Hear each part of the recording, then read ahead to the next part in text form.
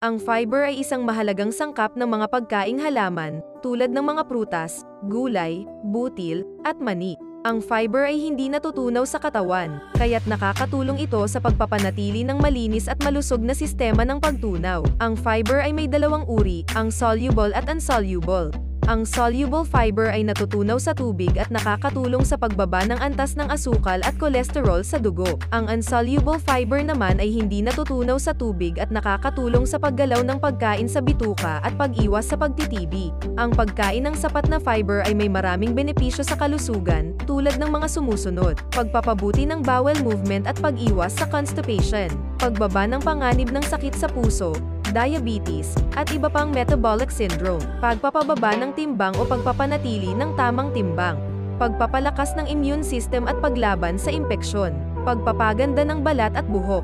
Ang rekomendadong dami ng fiber na dapat kainin araw-araw ay depende sa edad at kasarian. Ayon sa Philippine Dietary Reference Intakes, PDRI, ang mga lalaki na 19 hanggang 50 taong gulang ay dapat kumain ng 38 gramo ng fiber kada araw, habang ang mga babae naman na may kaparehong edad ay dapat kumain ng 25 gramo. Para naman sa mga lalaki at babae na higit sa 50 taong gulang, ang rekomendadong dami ay 30 gramo at 21 gramo, ayon sa pagkakasunod. Maraming mga pagkain ang mayaman sa fiber, pero isa sa pinakamasarap at madaling makita ay ang mga prutas. Narito ang ilan sa mga prutas na may mataas na nilalaman ng fiber. 1. Mansanas. Ang mansanas ay isa sa pinakakilalang prutas na mayaman sa fiber.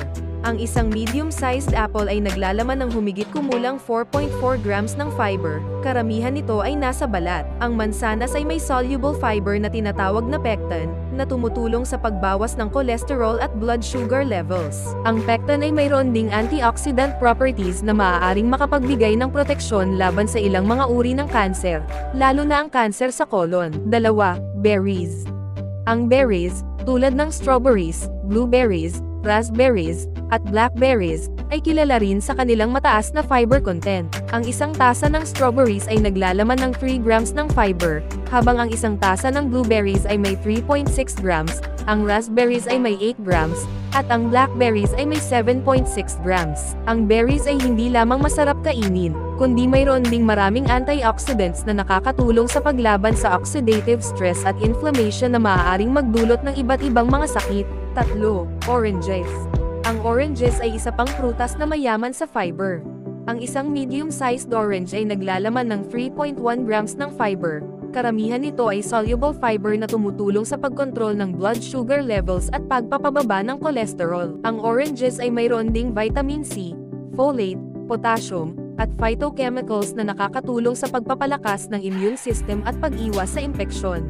4. Melon.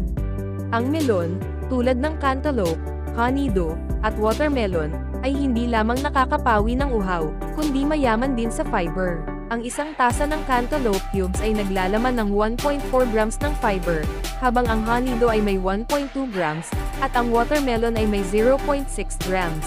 Ang melon ay mayroon ding maraming tubig na nakakatulong sa hydration at pagpapalinaw ng balat.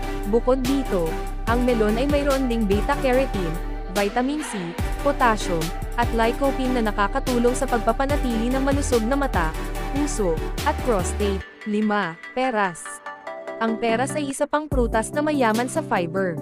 Ang isang medium-sized pear ay naglalaman ng 5.5 grams ng fiber, karamihan nito ay nasa balat. Ang peras ay may soluble at insoluble fiber na parehong nakakatulong sa paggana ng digestive system. Ang peras ay mayroon ding vitamin C, potassium, at phytochemicals na nakakatulong sa pagpapababa ng blood pressure at pag-iwas sa oxidative damage. 6. Saging. Ang saging ay isa rin sa mga prutas na mataas ang fiber content. Ang isang medium-sized ripe banana ay naglalaman ng 3 grams ng fiber, habang ang isang medium-sized green banana ay may 4 grams. Ang saging ay may soluble fiber na tumutulong sa pag-regulate ng blood sugar levels at appetite. Ang saging ay mayroon ding potassium, magnesium, vitamin B6, at prebiotics na nakakatulong sa pagpapanatili ng malusog na blood pressure, nerve function, at gut microbiota. 7. Suha o pomelo. Ang suha o pomelo ay isang uri ng citrus fruit na may mataas na fiber content. Ang isang medium-sized suha ay naglalaman ng 6 grams ng fiber, na karamihan ay nasa balat at teeth. Ang suha ay may soluble fiber na tumutulong sa pagbawas ng cholesterol at blood sugar levels. Ang suha ay mayroon ding vitamin C, folate, potassium, at phytochemicals na nakakatulong sa pagpapalakas ng immune system at pag-iwas sa impeksyon. 8. Carrot. Ang carrot ay isang uri ng gulay na mayaman sa fiber.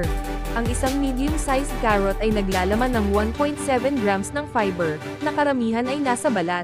Ang carrot ay may insoluble fiber na tumutulong sa pagpapadali ng pagdumi at pag-iwas sa constipation. Ang carrot ay mayroon ding beta-carotene, vitamin A, vitamin K, potassium, at antioxidants na nakakatulong sa pagpapanatili ng malusog na mata, balat, at immune system. 9. Papaya.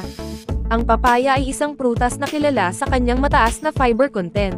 Ang isang tasa ng papaya cubes ay naglalaman ng 2.5 grams ng fiber, na karamihan ay soluble fiber na tumutulong sa pagbawas ng cholesterol at blood sugar levels. Ang papaya ay mayroon ding vitamin C, vitamin A, folate, potassium, at papain na nakakatulong sa pagpapalakas ng immune system, pag-iwas sa impeksyon, at pagtunaw ng pagkain. 10.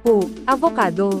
Ang avocado ay isang prutas na mayaman sa fiber at healthy fats. Ang isang tasa ng avocado cubes ay naglalaman ng 10 grams ng fiber, na karamihan ay insoluble fiber na tumutulong sa pagpapadali ng pagdumi at pag-iwas sa constipation. Ang avocado ay mayroon ding monounsaturated fats, vitamin E, vitamin K, folate, potassium, at antioxidants na nakakatulong sa pagpapanatili ng malusog na puso, balat, at buhok. 11. Mango. Ang mango ay isang prutas na masarap at mayaman sa fiber. Ang isang tasa ng mango cubes ay naglalaman ng 3 grams ng fiber, na karamihan ay soluble fiber na tumutulong sa pagbawas ng cholesterol at blood sugar levels. Ang mango ay mayroon ding vitamin C, vitamin A, folate, potassium, at phytochemicals na nakakatulong sa pagpapalakas ng immune system, pag-iwas sa impeksyon, at pagpapaganda ng balat. 12. Guyabano. Ang guyabano ay isang prutas na kilala rin sa kanyang mataas na fiber content. Ang isang tasa ng guyabano cubes ay naglalaman ng 7 grams ng fiber, na karamihan ay insoluble fiber na tumutulong sa pagpapadali ng pagdumi at pag-iwas sa constipation. Ang guyabano ay mayroon ding vitamin C, vitamin B6, magnesium, potassium, at phytochemicals na nakakatulong sa pagpapababa ng blood pressure, pag-iwas sa inflammation, at paglaban sa ilang mga uri ng kanser. Ang mga prutas na nabanggit ay ilan lamang sa mga halimbawa ng mga prutas na mayaman sa fiber. Mayroon pang iba't ibang uri ng prutas na maaari mong subukan para mapalawak ang iyong dietary fiber intake at mapakinabangan ang kanilang mga benepisyo para sa iyong kalusugan.